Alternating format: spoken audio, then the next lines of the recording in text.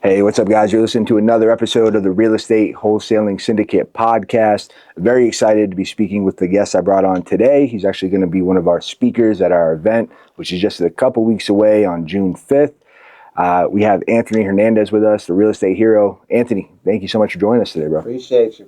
Thanks for having me, my man.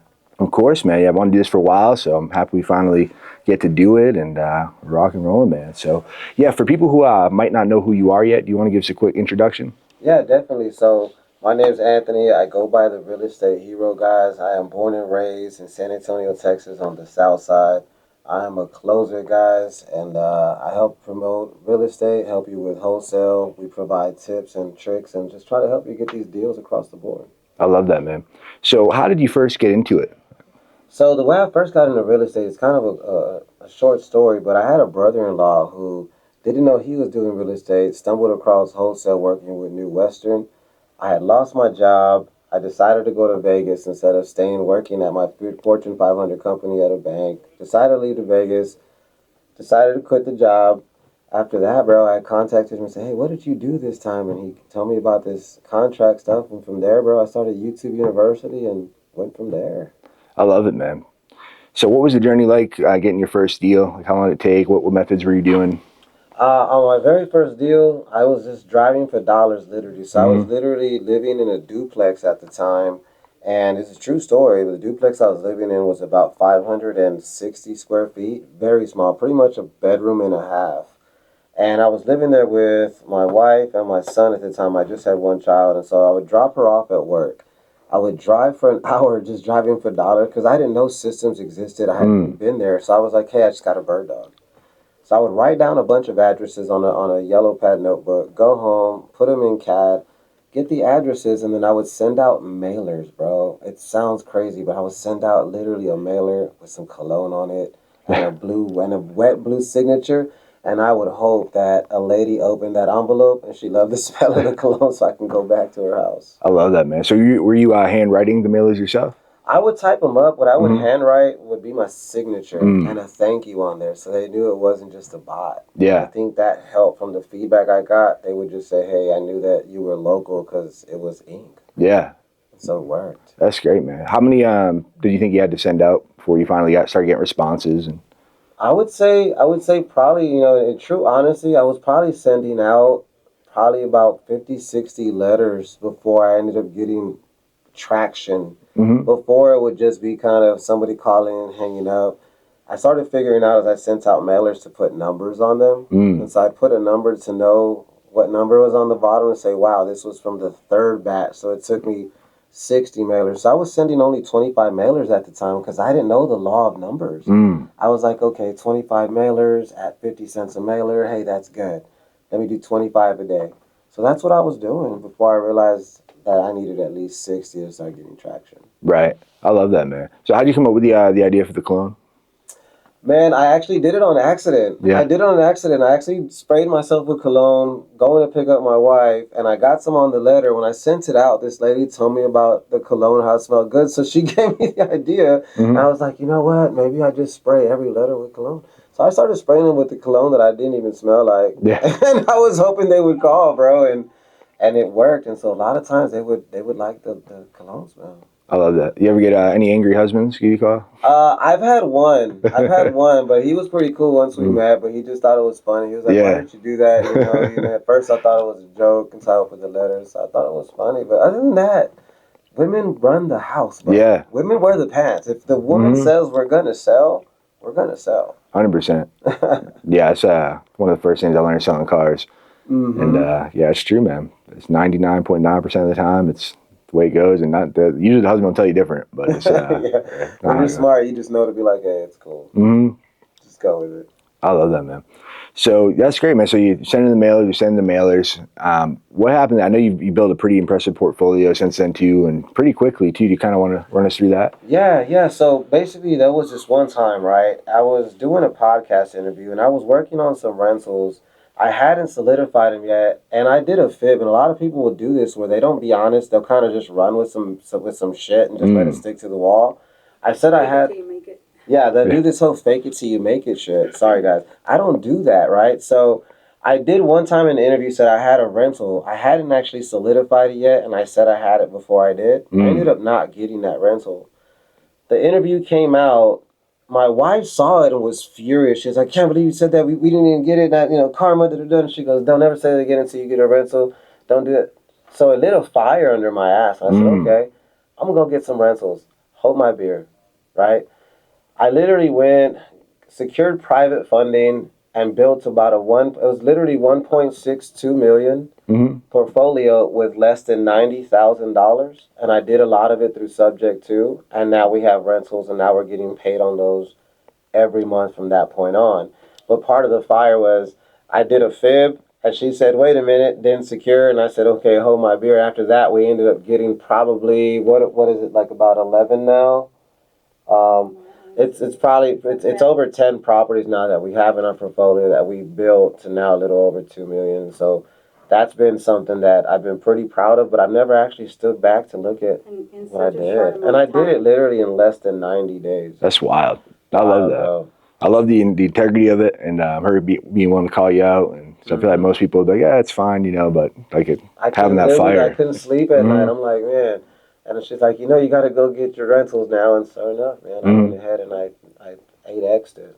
Yeah, that's awesome, man. So what, when you were doing that, like, is it still the mailers, or were you doing anything different to get those deals? No, so I switched it up. I ended up going to some of the lists. I ended up getting a good props from affiliation with Robert. I ended up getting, a lot of that good training that they provided. From there on, I started pulling lists, sending systems out. And then recently, now we have marketing involved. And so we're probably getting a click to contract probably at every $47. $47 and about 8 cents is we're getting a contract to click, which is pretty good considering some numbers are a lot higher. And then the other part is a lot of our traction too does come from referrals. And the biggest part is just the transparency on how I operate. I give everybody like a 3-option method, and every option that I give you is going to let you know what I'm doing. So then, the referrals and the systems have kind of been our bread and butter. I mean, we get a lot of referrals from the reels and social media and stuff like that. I love that. So when you say referrals, are those people who have deals and they want a JV, or are those people who like they're the owners themselves? Like, what are the kind of people you're getting from the reels? So some of these are like random people. It could be someone on Facebook who saw a reel and said, "Hey, I have an aunt who wants to sell. Can you take a look at it?" We get it in our inbox and our request, and we look at it, we analyze it, and it's a deal. Or the other way we get deals is it might be a friend who I've done business with, and they told their aunt or they told their mom, and they had such a great experience that I get a call back. And that's been really great. Or it's like something as simple as, "Hey guys, I can help you close this deal. Call me if you need it." And I post it quickly on Facebook, and somebody's like, "Hey, my aunt's selling a home," or my mom. So and it's been pretty consistent, man. I think just putting the marketing out there keeps you top of mind. 100%. No, I love that. And just to dive back into the marketing too, because we really try to go into tactical stuff, and I really appreciate you being willing to share.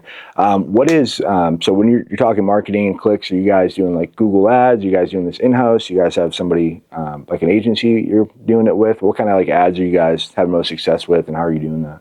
Right now, from what it looks like, the biggest ads that we've had traction on was pre-foreclosure ads and our multi-family marketing ads. And so we basically have ads out there with paid actors. We also have ads out there where it's actually a digital, I guess, a mock-up of a home that might be distressed. And it'll say a quick sentence: "If you have fire damage or distressed homes or something like this, call us here," and you do a click, and it'll kind of funnel you to my CRM. But the actors have probably been the biggest hit. I've learned that a lot of our clicks have came from actors giving you a testimonial, if you will, saying that they've worked with us and all that stuff. So you can get real testimonials, but we've learned in having real tangible people, they're not as forthcoming. They're not as bubbly or presentable as they would like them to be. So hiring an actor to kind of represent you is probably the best way. Yeah, no, it's real hard to get, actual testimonials to be like, talk to him like he did good. Like, and then some people don't want to do it. They're on camera. They're like, "Well, how long?" And so I learned, I posted regular testimonials to actors, and the actors will just get you a lot more traction. I love that. No, that's great. And then, so where are you showing those ads? Like, so the ads are going to come out through Pixels, man. So we have stuff set up through Pixels, and for those that don't know what Pixel marketing is, guys, every time that you say something on your phone, if you're wondering why it pops up, it's because people like me have pixels set up. And when you say a certain word, I'm going to pop up on your phone. Your competition isn't, because they don't have that set up. Your competition is chasing tax delinquent ads. Your competition is at the foreclosure clinic. I'm literally everybody's home. So if you mention the word, man, I might get foreclosed. I don't know what to do. I'm facing pre-foreclosure, and you have that on your phone and your settings not off. The next time you're on your phone, within about 15 minutes, when you scroll up, you're gonna see one of my paid actors, or you're gonna see one of my paid ads that says, "Are you facing foreclosure? We can help. Here's how." Simple click of a button. You fill out a form. It goes to our CRM, and it's a lead. I love that. So it definitely helps. Yeah, for sure. So what's your so you get the lead. What's your follow up process like once that lead comes in? Right now, it goes in through a funnel of different categories, but pretty Mm-hmm. much when the first one comes in, they'll get that nice welcoming text to kind of vet how serious they are. Mm-hmm. After it gets vetted, like through one channel, it gets qualified from a motivated seller to an actual seller, and then it shows up on our CRM. From there, we have pre-text messages that are set up for 365 days a year that will Wow. actually send them a message. So if 2-3 days go by and I haven't got on it, or my wife hasn't got on it, or the system will automatically say, okay, it's been 3 days. Hey, Marcy, how's it going? We just wanted to touch base that we're still analyzing your deal. Give us some more time. Mm. So she'll always feel like she's talking to somebody, but we try to get every lead within the first 24 hours that it comes in. Because as you know, the money's in that first 24 hours. After that, your chances go down to like 40% of making that happen. Yeah, 100%. Yeah, I think I read a study. It's like first 5 minutes, like everything after that, it's like drastically changes. Yeah, yeah, So it's huge. everything. But no, I love that your follow up sequence is that long. What made you decide to do 365 days? And have you noticed like any big changes from when you weren't doing that beforehand? Yeah, so in true transparency, I was doing probably about a month worth of messages. Mm-hmm. I was actually in Chicago, going to do speak and kind of get some training done with a group of friends over there in Chicago that opened up a wholesale company. His name's Nick Saye, and so I was working over there. We went over there to go produce. Eric Klein was going over there as well, who's one of his, I guess, one of his business partners that they were working at the time to launch a program. So I went out there. I was sitting there with Eric, Tony. We were all talking, and Eric was telling me how he built out the system to have that many predicated responses, and I was intrigued and said, "Wow." The idea behind it was basically somebody might not respond to you in 30 days or 60 days, but maybe in 90 days they will. And if not in 90 days, well, then maybe in 120 days they will. But everything changes, because the same thing that happened in the first 30 days might not be the same situation in 120. Right. But the average person falls off at 90. Mm. The average person falls off at 90. Guess where the money's at in that next 120? Right. At 120, where the normal wholesaler falls off, we pick up, right? And so when he kind of was there, we talked about it. I was like, man, you know what? I love that idea. And so I kind of went back into my CRM and implemented some of those changes, and we put in a lot of those messages, man. So now they come up. I love that, man. That's great. Yeah, I'd argue it's even less than that. Like most people, I don't think they follow up 90 days. It's one or two calls, a couple calls, a week or two, and like they're done. It. Yeah. And most people like say they're doing it, and then like we actually dive in, look at their CRM, or you look at like what they're actually doing, and it's like I think people just underestimate how important the follow up is and how important it is to stay top of mind. Because I think all it really is just getting them at the right time. Really is. Because that's like they could be distressed, but they could not be.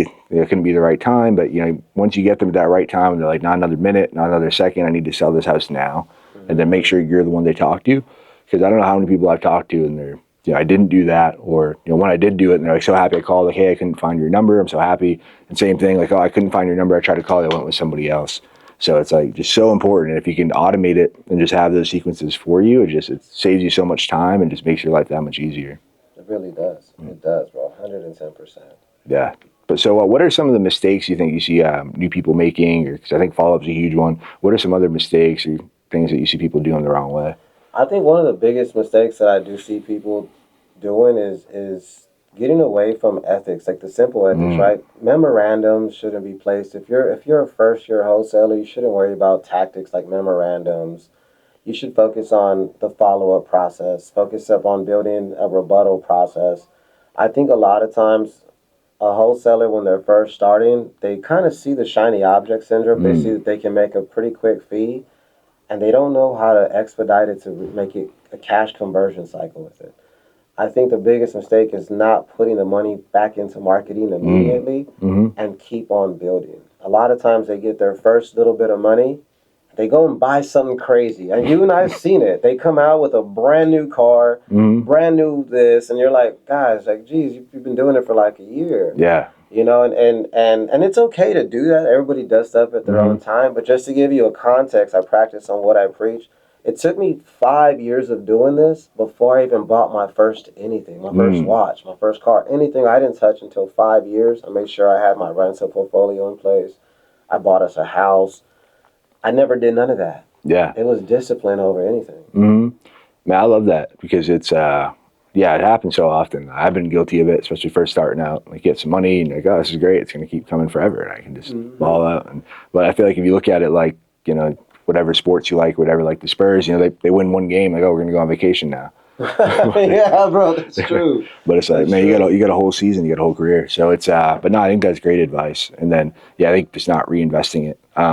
Do you do it now a certain way? Do you have do you do percentages, or like what do you do now, like, to know how much to like allocate, like when you get for your profits? So right now we try to maintain our marketing budget. Our marketing budget, we try to maintain it like 3,000 and below. And in that 3,000, you'll probably be looking at, on our new systems, what we're projecting at a $3,000 marketing spend. We're projecting about a good $80,000 return. That's a pretty good average on our, and this is based on our click to contract ratio of $47. So if you do the math and you work it backwards, that number is really feasible. Yeah. That's not considering if we get, a home run deal out of those, but if every deal was just a 20K pop, that would be your average on a $3,000 ad spend on what we're doing on our conversions right now.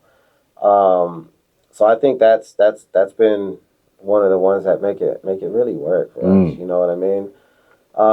Percentage wise, we do 10% that's going to go to taxes. I try to keep 15% miscellaneous for company. And then we do an extra 5%, which goes to admin. So right now, I always tell people, put an admin fee. Huge gym guys, if you're doing a marketing assignment, a marketing agreement, or an assignment, you should have a line item that says admin fee, $295, $395, and your buyer should pay that amount. Here's what you use that for. You use that for petty cash for your company. You can use that to pay down taxes. You can use that to pay your admin employees. When you're averaging 5, 10 closings a month at $395 a closing as an admin fee, we're talking thousands. Yeah. And if you do that times 12, it adds up. So we try to do everything in that percentage. I love that. No, it's super valuable. So definitely make sure you guys take note of that, because that's a huge nugget right there. So, man, that's great, man. So, any other advice you have for newer wholesalers or people who are still trying to find their footing? Yeah, I would say one of the biggest things is to go to as many real estate events as you can. One of the first events I went to helped me, and I think every time I go to events, I still get nuggets, I still get gems. There's value from everybody. I've learned something from you at the last event. I've learned something from Mike Lannis. There's something to get from everybody. And when you stop growing, you're not going to know too much, right? You have to keep growing. So if you're a new wholesaler or even an experienced wholesaler, get involved and go into as many events as you can. Learn the new laws, learn the tactics, learn the loopholes. Don't think you know it all, man. Because I think when you do, you get left behind. 100%. You really do. So that's probably my biggest gem there. I think that's what you need to do. Yeah, that's a great one. Yeah, I feel like if you're not growing, you're dying, and it's there's always more to learn. So I always try to have a white belt mentality and just like, what don't I know? Because like there's so many levels to real estate, there's so many levels to entrepreneurship, and you can always get better. Just a tiny bit better. It's a compound effect, and it adds up over time. It really does, bro. 110%. Yeah, man. I think that's great. So I know you do a lot of different things. You do flips, you do buy and holds, you do wholesaling. What's your favorite strategy right now? Man, I still love wholesaling, to be honest. Wholesaling is always going to be the money printer for us. It's always going to be the backbone to everything else that we do. So I'll never leave the bread and butter, but I do love flipping. I know some people say, oh, it's labor intensive and it's a hard job. Depending on how you strategize it, it could be. But if you have someone that's reputable, that can do a turnkey flip for you, it saves you time. And if you get it on an entry where the margin's so low, it's a win every time, right? Yeah. And so I always tell people that's the best strategy. For me, I love wholesaling as a money printer, flipping, and to me, next is seller financing. I think seller financing, is the money's at? Sell the note, get the seller finance, create it, get an RMLO, go to your bank, get 70% on the dollar, call it a day, cash out. Yeah, no, I think that's a great tip. How do you present seller finance when you're talking to sellers? I feel like sometimes people mess up there a lot. So, and that's a great question. So, whenever I present a deal to an actual seller, I always give them three options, right? I tell them that I'm going to work the deal as if I'm going to buy it 110%, which is about 99% of the time is what I'm trying to do, seeing if it fits for my portfolio. Once it doesn't, I let a seller know that I'm going to have two other options, which is one, I'm going to source a funding partner who can finance it at the price that they want. And two, if not, I'm going to come up with a creative financing solution if they're open to it, so that way they have three options. 10 out of 10 times, everybody wants multiple options. Right. So when they hear the first option, I can either come in a little bit lower than expected, because obviously we have to make money. They like option number two, which is me trying to find a funding partner, wholesaling it, put it on Investor Lift or whatnot to buy the deal. And if I can't do that within 2-3 weeks, you know, you can't sell, then I tell them, hey guys, option A and B didn't go through. However, we're down to our last option, which is seller financing. Then we have the terms. So by the time I get to the last option, they're just hoping that we can still make something happen. I like You know what I mean? Versus if I just present it to them out the gate, they're going to say, well, I'm going to take, Mike's call to hear that Mike said he'll give me a cash option. Well, Mike's going to do probably what we were going to do, except he's going to take a shot at that price and list it. Right. A lot of people do the seller finance or, oh, this deal doesn't work, we got to do it subject. If you give them these options, try it. You and I've seen deals sell at 80%. Yeah. Especially on Investor Lift. But if you don't give them those three options, you probably ain't going to get a chance to tell them what a seller finance is. Right. No, I like that. Yeah, I think that's a great way to structure it, and then you're framing it the right way, so they're and already you tell invested. them 1, 2, or 3, and then they give you permission. Yeah. And then in the last one, if you wanted to go even for the gusto, you can tell them, if all else fails, we can get you retail price, and then you can work your innovation magic. Yeah, no, that's huge. I think that's a great way to structure that. It'll definitely get you on ball, bro. Like, they'll be like, hey, well, you mentioned if this one didn't work, can we do option number 3? Done. Get a whole house for $10K. Yeah. That's how kind of we use our portfolio when we built it. That's awesome. That's super valuable. Now, one of the things I like that you mentioned last time, I know you're correct me if I'm wrong, but you're pretty focused just on San Antonio, and like I know you mentioned in the last speech I heard you do that you're like paying attention to what's going on with the city. You're watching different things. You kind of explain some of the resources you're using and how you stay connected with what's going on and what developments are going to be happening. So there's basically, if you go to sanantonio.gov, or if you're in another county and you're listening to the show, if you go to your local county website, on every county website, you're going to see resources, or you're going to see city mandates or city code and planning, depending on what they word it is. When you click that, you're going to be able to see actual city meetings that are already happened, or they're upcoming. If they already happened, you'll actually be able to see a video of how that meeting went, what took place, what plans are going, and what was proposed.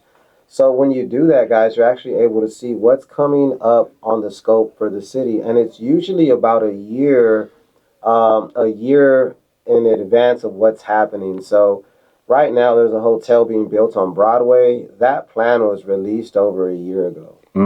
Right now, everybody's trying to scramble. Well, the scrambling already happened. Yeah. It already took place, which is why you see, smart investors and company owners like Ricky Ortiz, who bought Besame before that hotel was even being built, and now it's about to be built. He's one of the only restaurants right there on that corner. But he saw it over probably almost a year and a half ago. And you get it through these websites. And so when you're able to see the city planning and zoning resources, you can check the zoning that's changing. If it's changing to commercial in a neighborhood, it's going to tell you why. Then it'll also tell you what businesses are already signed that are going to be on there, and you'll see like a diagram. So when I bought the property that her and I own on a commercial lot off of 410, we were able to see the diagram that showed Starbucks across the street, KFC, a wellness center, and we were able to see everybody that already had made a commitment. So we said, okay, we got to get across the street now, because eventually someone's going to buy this other side of the whole highway, and hopefully we get bought out, you know. But in the meantime, we're going to build businesses. But yeah, man, that city resource site is huge. Every county has one. It might be something worded different, but it's going to tell you what's coming up. That's awesome. How frequently do you check that or take a look at it? To be honest, I haven't checked it in a couple months because I've been so busy doing a lot of stuff in our intercompany development. But usually I would try to check it once every week, man. Once every week to kind of see what was going on. And part of our other check was she was actually operating our code compliance division. So she was actually getting on in the morning, going through all the code compliance stuff, going through all the videos, going through all the data, and trying to see what we can do to help some of the people. And so, yeah, we were doing that every week, man. I love that. So let's talk about, so how do you guys work together? Kind of who does what? How do you guys structure that? I do a lot of it. But in terms of like marketing, she's been helping me like crazy because we've been actually scaling so fast. I'm a cheerleader.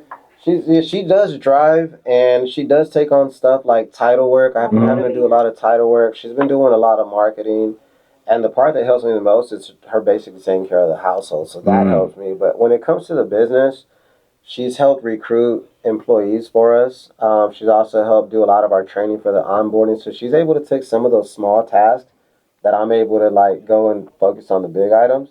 So yeah, she's been pretty helpful, man. I love when she can actually jump in and step out from the kids. Yeah, that's huge. Yeah, I think it's so important, especially having a partner like that where you guys can work together. And me and my wife do it, and it's makes life a lot easier. It really does. Yeah. And they're telling you, go answer that call versus it's time to put your phone up. And you're like, no, she's the opposite.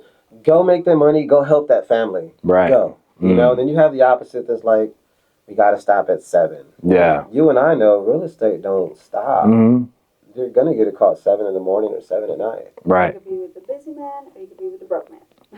That's good. That is very true. I love that. Very true. Man, so this has been great. I mean, I've gotten a bunch of great takeaways, man. I'm super excited for our event. Again, it's going to be June 5th. So if you guys, June 5th, it's going to be here in San Antonio, Rev Mortgage. Grab your tickets. Go to live.wholesalingsyndicate.com. Anthony's going to be speaking. I'm going to be speaking. We have RJ Bates coming. We have Cassie DeHaas. And yeah, it's going to be a badass event. So if you guys want to learn everything you need to know about wholesaling from A to Z, make sure you're there. Even if you haven't done your first deal yet, we're going to give you the exact information that you need to know. Literally had a guy just DM me the other day. He came to our last event in February, already done his first deal, and this is about a month ago, and just from coming to our event and taking action.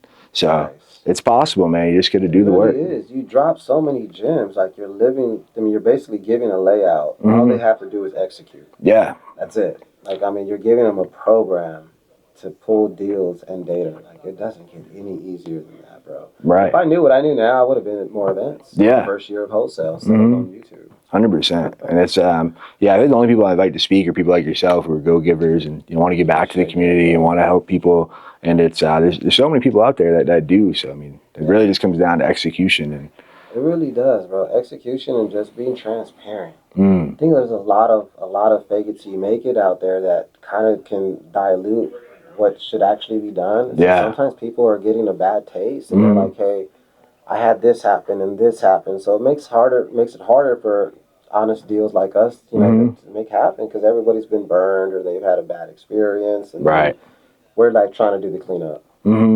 Yeah, I feel like a lot of people struggle too because there's like false expectations from what some people say they're doing and their numbers, and then they get into it and it's like people are like, why am I not doing what they're doing? And it's how are they making $30,000 a deal? And you're like, well, it's probably not really a real $30,000 per deal, right? But yeah, they set that expectation that it can happen overnight for everybody. And when it doesn't, they're kind of bummed out, or they're like, well, your course didn't do it. Yeah. And it's like, well, whose course did? You have to find the right person to follow. Yeah. If you're following people that don't have a proven method, you're probably going to end up with that same unproven result. Right. It really is. It's proof in the pudding, man. You can't lie. Numbers are there. Everything's public. Yeah, it really is. But yeah. It really is, bro. But I can't wait for your event, man. Thank you for having me. Yeah, of course. Super exciting, bro. I'm pumped for all the people that are going to speak, bro. Yeah, I'm excited, man. So where's the best place for people to connect with you online or learn more about what you're doing? So you can reach me on Facebook at Anthony Hernandez, or you can type in Real Estate Hero, or you can reach me on Instagram at Real Estate _ Hero, or on TikTok at Real Estate Hero as well. I think it's Real Estate Hero on TikTok. But on any of the following, I'm always dropping, I'm always taking messages. So let's connect, let's do deals. If anybody has JVs, guys, let's make some money together. If you have a dirty title, we love clearing dirty titles. That's where the money's at, man. I love that, man. We'll definitely have to do this again, man. Thanks for coming on. Yeah, no, I appreciate you, man. Thanks for having me, big dog. Really, thank you, man.